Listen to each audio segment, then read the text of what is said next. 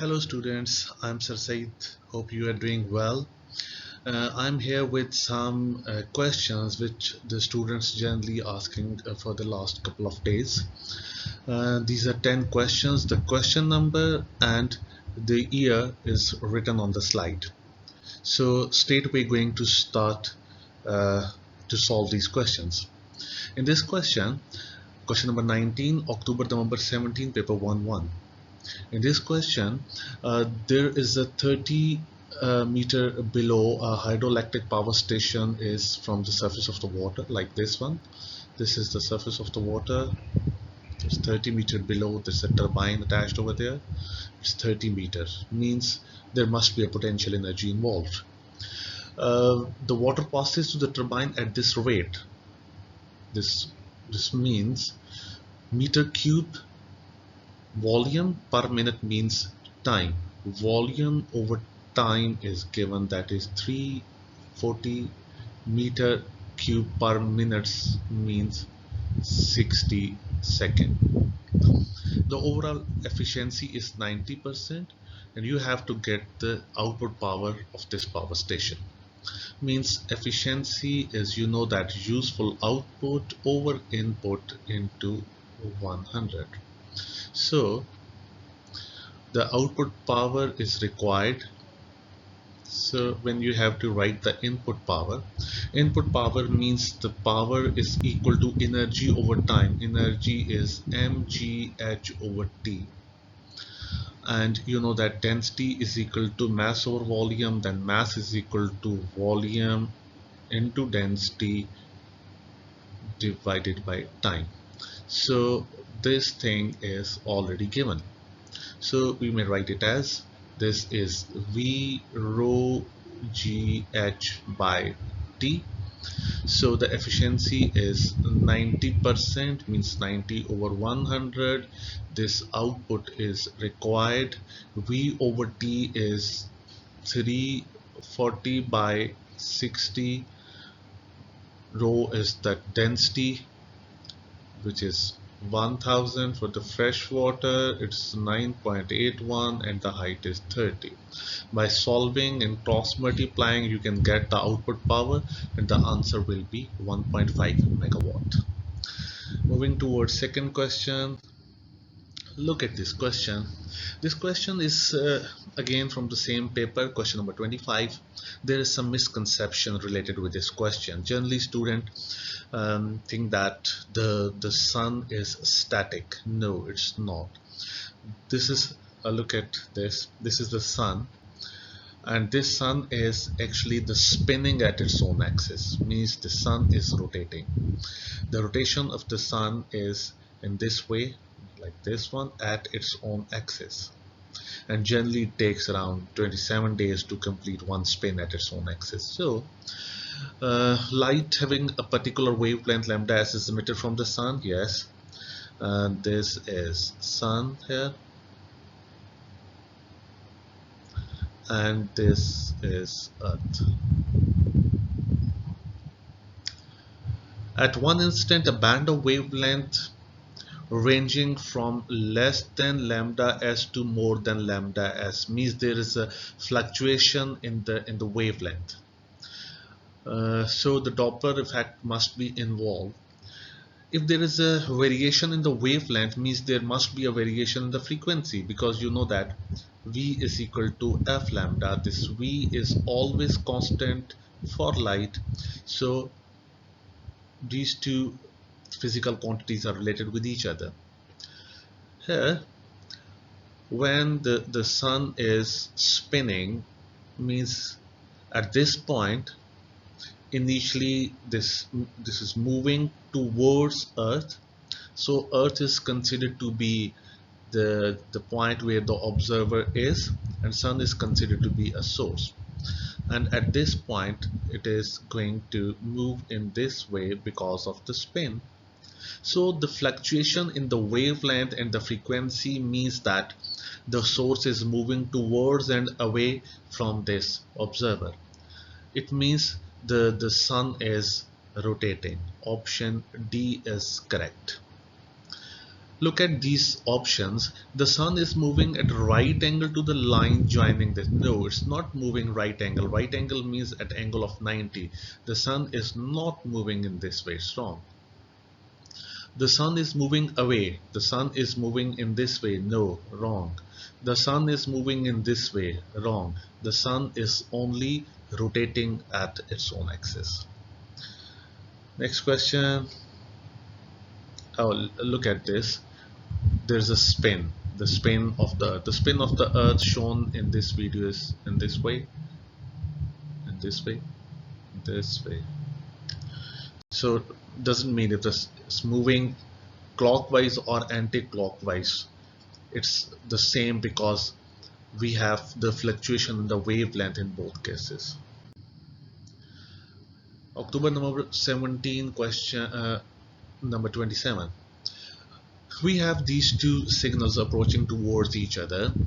When these signals are approaching towards each other and they are going to overlap to give the superposition, look at the displacement.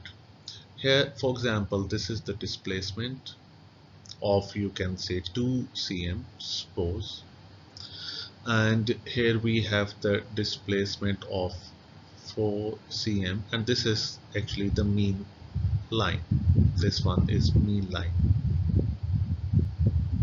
and this is again 2 centimeter, and here we have 2 centimeter again.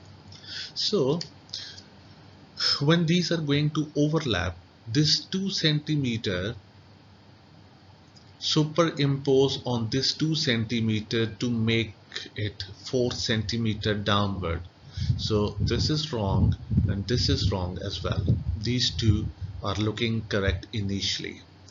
And then for this second portion, the displacement is 0 at this point, but displacement is 2 at this point, it's downward. So from mean position, it's 2 downward, it's correct. So this is the correct answer.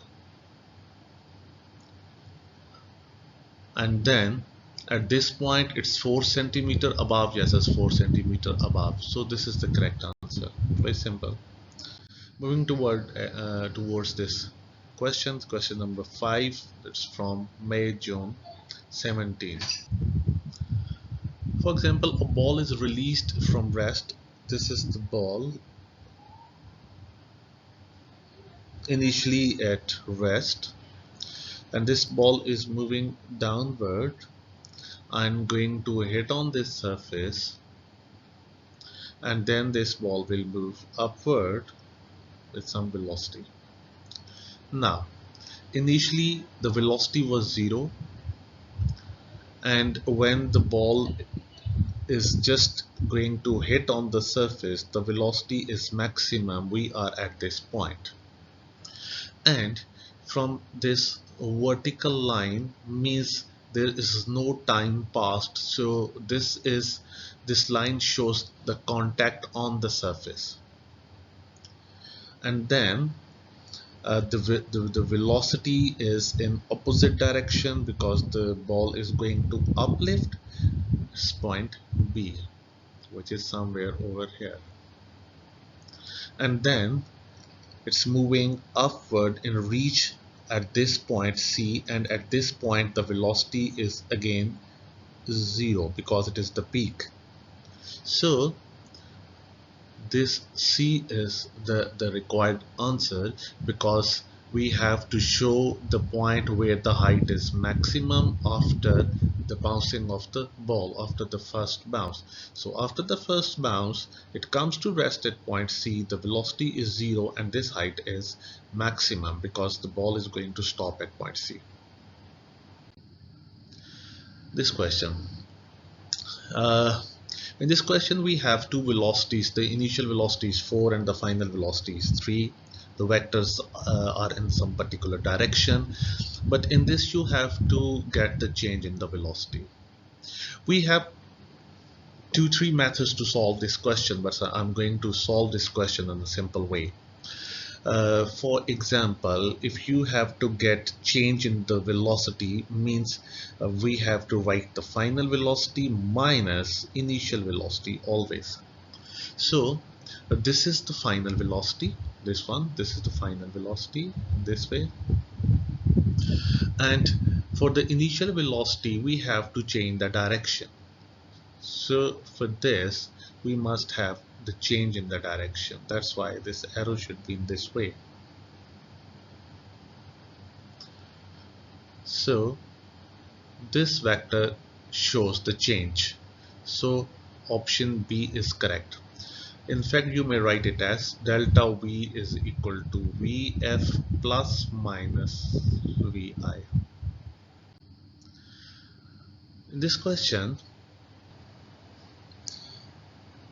a child of mass 2 kg stands on the rough surface of a sledge of mass 40. The mass of this child is 20 kg. The mass of this sledge is 40 kg. These two masses are given. The sledge slide on a horizontal frictionless surface means there is no friction over there. At this point there is no friction. One end of the rope is attached to the sledge and the other end of this rope is going to pass to this frictionless pole and the other end is held by the child. Okay, it means tension is in this way. Okay, so there is a friction between this child and sledge. The feet are not shown. In fact, there must be a frictional force in this way called Fr. The child pulls on the rope with the horizontal force of 12. We know it. This causes the child and the slope and the sledge to move with the equal acceleration towards the pole. So it means there is an equal and opposite frictional force in this way. And this way, Fr. Ignore this thing. Okay, to get the acceleration initially F is equal to ma. Now for this child these two forces are acting on it, T and Fr. We have T minus Fr to get the resultant is equal to ma. So this tension is equal to the pulling force, which is 12 Newton. So it is 12 minus Fr is equal to 20A. For the sledge, this is called equation A. For the sledge we have T plus Fr is equal to ma, because here the direction of T and this Fr is same. So it is 12 plus Fr is equal to 40A, equation B. So by solving these two equations, 12 plus Fr is 40A and 12 minus Fr is 20A. We have this 24, 60 and A. The acceleration is 0.4 meter per second square.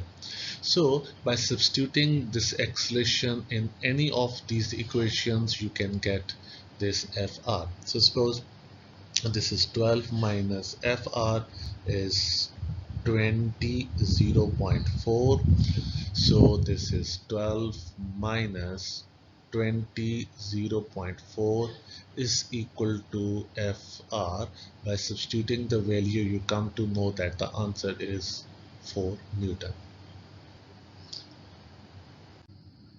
For this question number 9, May June 2022, and paper is 1-2. Okay, we have a stone S and a foam rubber ball, identical spheres of the equal volume. Means this is stone S and a rubber R having the same volume. They are released from rest at time 0, means initially the time is 0, and released from the rest through air. Both are falling in air, means the downward forces acting are mg and this is mg. Both acquires the terminal velocity. Constant velocity means there must be an upward force called the drag force Fd. This is the drag force as well, Fd. So these two forces are equal and opposite when the terminal is achieved. Which graph thus shows the variation with the time t of the speed v of the stone and the rubber. So this graph is between v and t. You know that the drag force Fd is directly proportional with the speed. Greater the speed, greater the drag force. So we may write it as Fd is equal to some constant k. So when these two forces become equal, then Fd is equal to W, means kV is equal to mg. And you know that mass is density is mass over volume, so mass is equal to volume into density. And you know that k is constant, volume is constant, g is constant, the density and the speed are directly proportional with each other. Means greater the density of the body, greater the speed, greater the terminal. So look at here, these two are initially wrong because they are getting the same terminal, so it's not correct. They have the same trend and same terminal, not correct. We have a confusion in these two options. Look at here, the density of the steel ball is greater, so it must have a greater terminal value. So this option is correct. Another thing is to solve this problem in terms of time.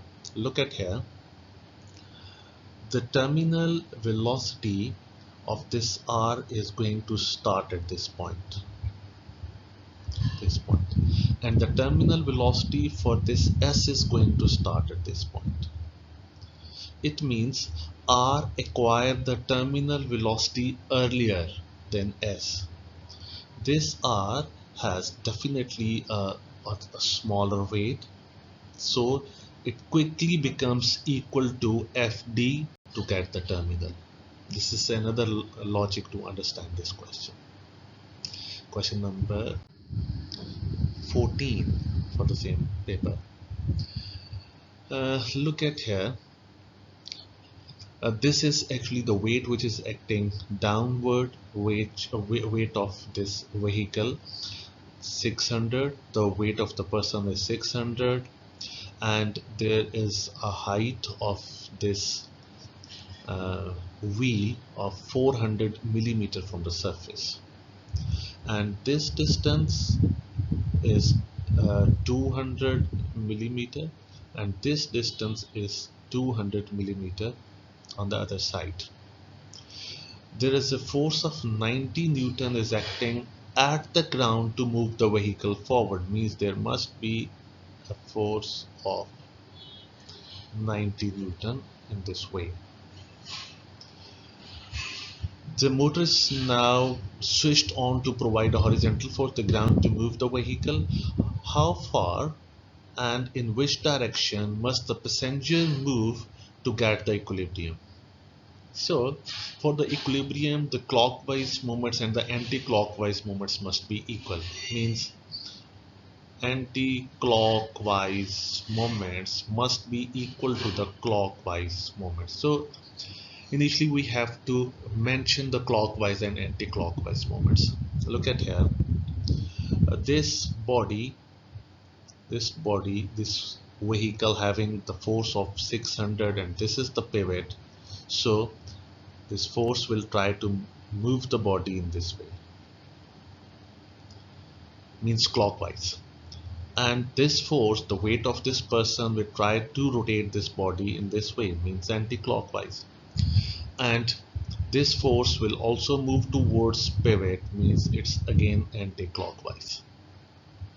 So the anti-clockwise moments are 90 multiplied with 400, means force in perpendicular distance, plus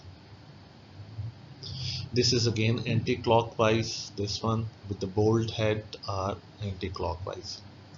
This is 600 into 200 millimeter. I'm not going to change the units because the answer is in millimeter, and this is equal to clockwise, which is 600 into 200.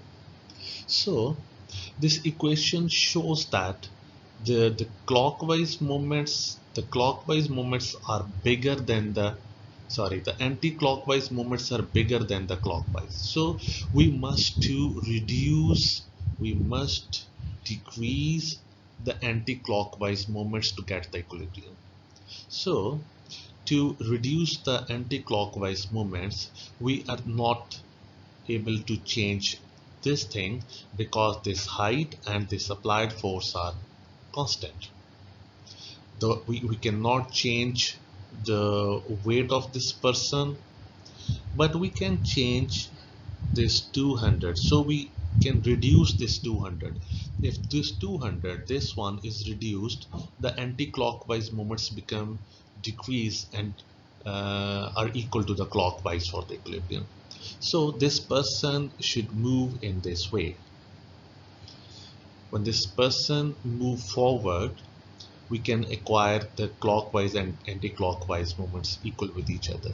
So now suppose this person's weight is going to pass through this point having this distance called x. So initially going to find this x and then subtract from 200 to get that how much it's going to move forward. Again the same equation, it is 90 into 400 plus 600 into x is equal to 600 into 200. By solving this, you come to know that this x is 140. Means initially this distance was 200 millimeter and now this distance is 140 mm. Means this person is moving in this way of 60 millimeter. Hopefully you get it. Next question. This question is actually related with the density. Density of water is given, the density of glycerine is given. Water is added in the measuring cylinder. For example, this is a measuring cylinder. Initially some water is added in the glycerine. Glycerine is 40 centimeter cube. We add some water inside. The density of this whole mixture become 1.1 gram per centimeter cube, and there is no change the total volume. You have to find the volume of this water added inside. So we have to write it.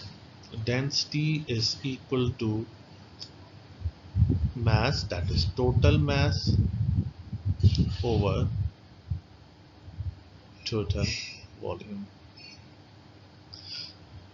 The total density of the mixture is 1.1 grams per centimeter cube. The total mass is mass of water plus mass of glycerine divided by the volume of water plus volume of glycerine. So you know that density is equal to mass over volume. The mass is equal to volume into density. So we may write it as 1.1. This mass is actually density into volume.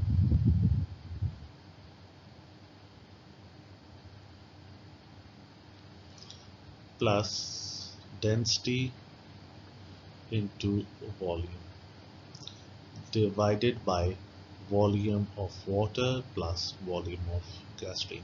So by substituting the values 1.1, the density of water is